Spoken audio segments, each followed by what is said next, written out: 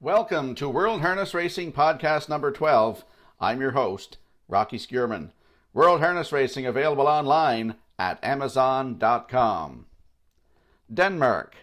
Denmark is known worldwide for Hans Christian Andersen, Vesta wind turbines, 8P Moller, Maersk Group container shipping, and for some, harness racing.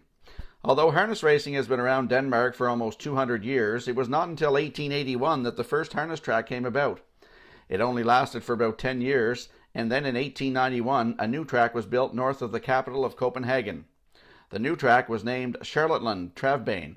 It is the oldest harness track in all of Scandinavia and home to all of the classic trotting races of Denmark.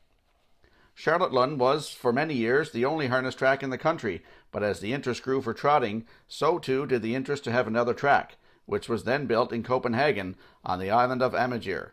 In the years that followed, tracks opened up all over Denmark.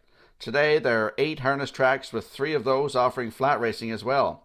Also of note is Denmark's claim to having the smallest trotting track in the world. Located on the island of Bornholm in the Baltic Sea, the track is only 580 meters, or about 1/3 the size of a 1-mile track. The first trotting races held in Denmark were for carriage horses in the 1880s. Trotters then became popular imports from the countries of Austria, Germany, and the United States, where the breeds had been well established. It was during this time that the influence from those import countries was very high, and as those countries already had a trotting derby in order to improve the breed, Denmark saw the need for such a race as well. Between the 2 world wars, Danish trotting was blooming and now leading the way in Scandinavia.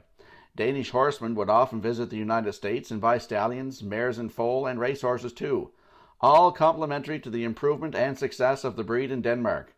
One of those mare and foal purchases, Marie the Great, was imported in 1931. She foaled a colt sired by Sandy Flash, known as Rex the Great.